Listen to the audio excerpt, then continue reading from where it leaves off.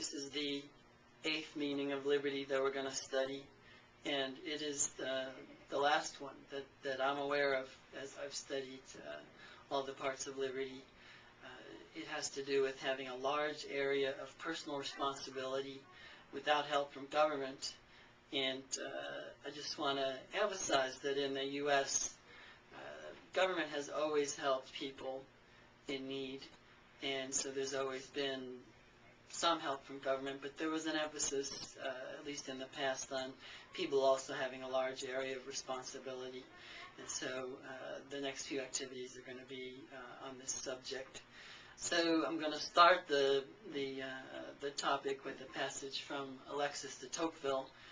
De Tocqueville was a French person who came to visit the United States.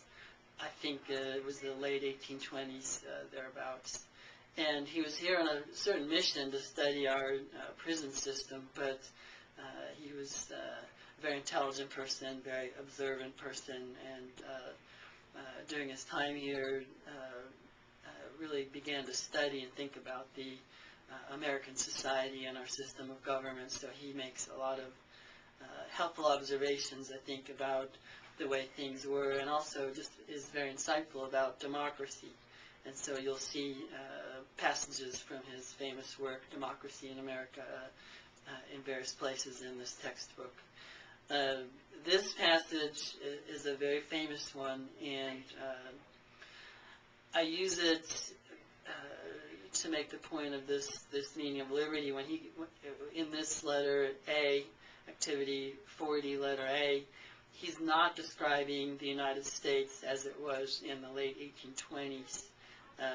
What he's doing is he's seeing this American democratic society and thinking about what it could possibly turn into, or what any democratic society could possibly turn into many, many years down the road. And so I just want to focus on this.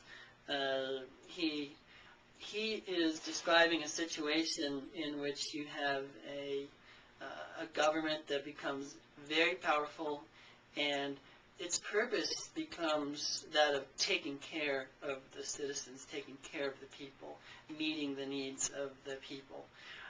The purpose of this society, the purpose of this government, is not establishing liberty, as is the case with the American system of government as it was originally established. It's to take care of people. So you have a situation where people have a very small area of responsibility with a lot of help from government. Now, he describes this as a despotism.